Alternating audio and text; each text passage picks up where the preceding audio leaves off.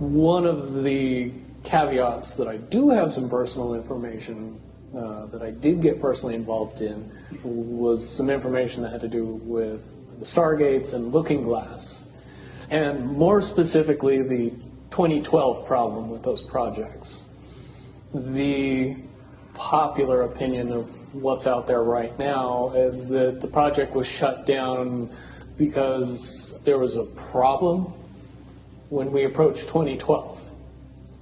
I've heard it described a number of ways, but to my knowledge, the problem is that the timelines converge on that point in time.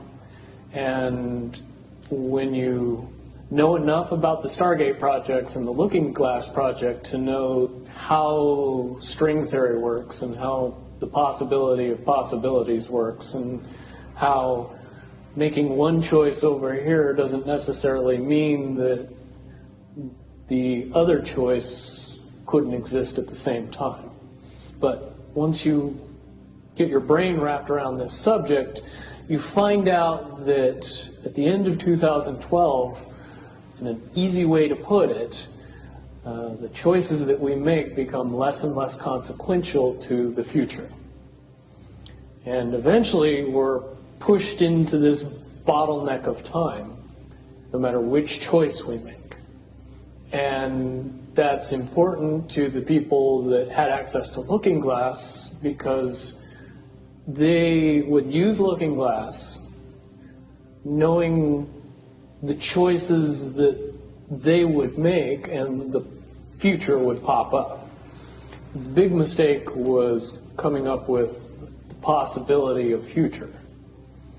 And when we started using a computer to say, well, if we make this choice, it's 79% possible that this scenario happens, and 23% are possible, or whatever, I'm using round numbers, that this scenario would happen. The understanding at the time was that was realistic. However, if you go down the road further and free will continues to exercise itself on this game, that 79% possibility sometimes changes very, very fast. But if you look at the situation in a point of time, it seems very realistic that that's the greatest possibility. What happened was people, very smart people, began to figure out that something big was coming up.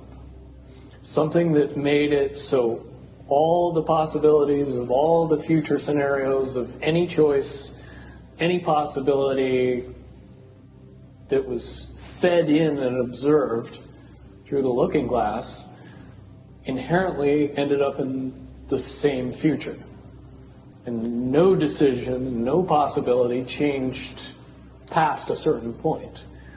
That's the big secret.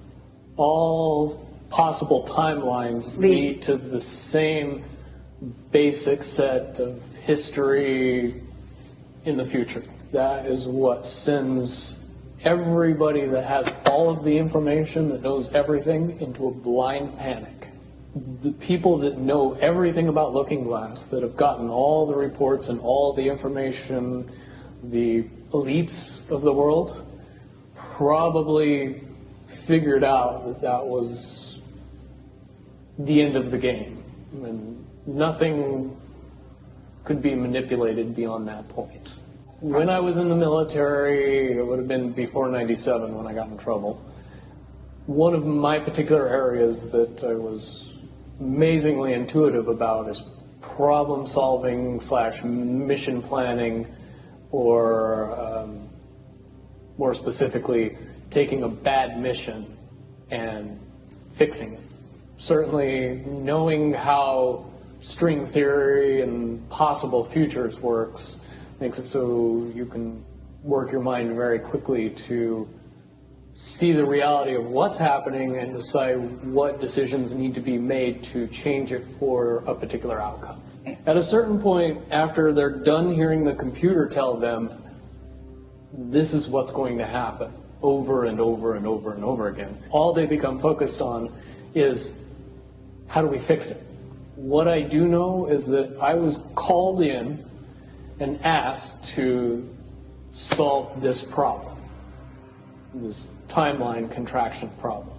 And I eventually did my due diligence and did all the investigating and basically only had one piece of information, and that was reinforcement. The computer's right.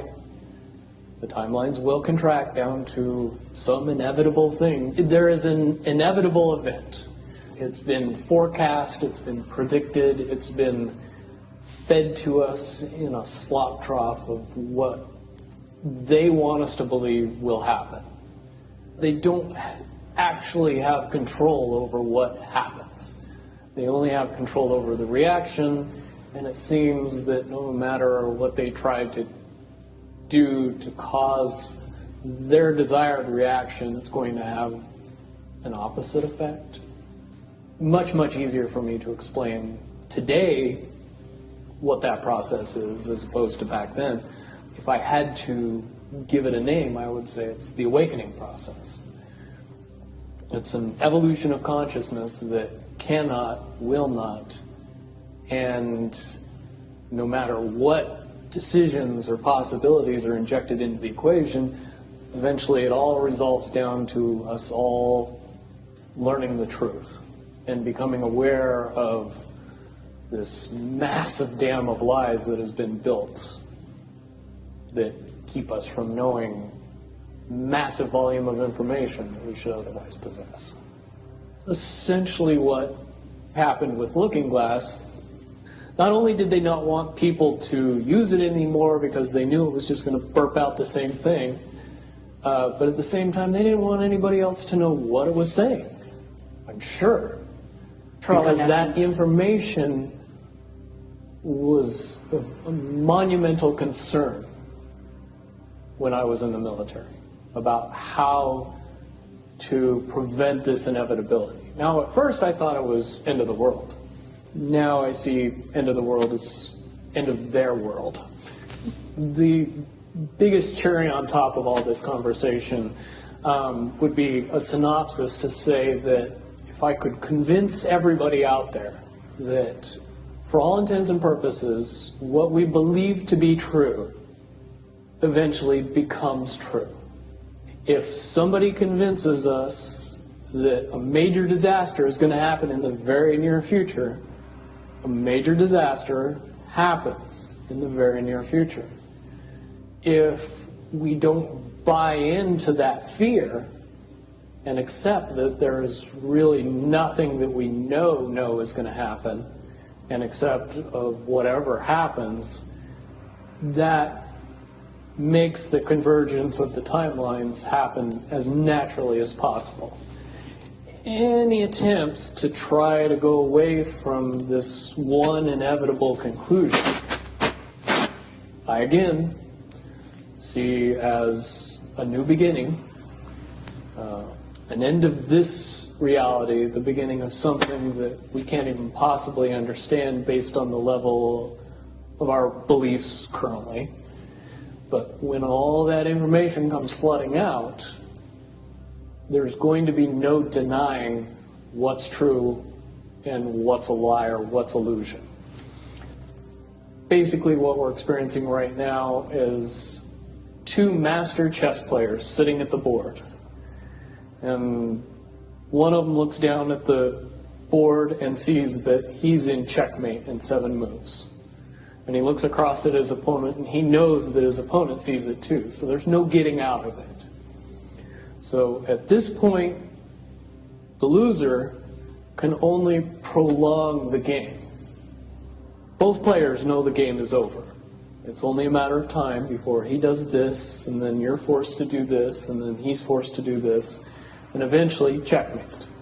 We, as a race, if we could understand that the game is over, that based on the rules of the game, the bad guys have already lost, the good guys have already won. Yes, there's moves left on the table, but those moves are being forced by the player that is going to win. The only way that checkmate can't happen is if the player that's winning makes a mistake. But from all of the information that I've gathered, all of the information that's been given, all of the information that's been vetted to me, it seems pretty obvious that the good guy player on the side of the chessboard knows exactly what has to be done to win the game. And so at this point, any mistake would be all but impossible. But again, you really have to understand the game to know that the guy that's losing is lost. And I'm sure most people sitting watching a chess match between two advanced chess players know the game's over long after the two players know it's over, because they can't see the board and see that there's only 7 moves left.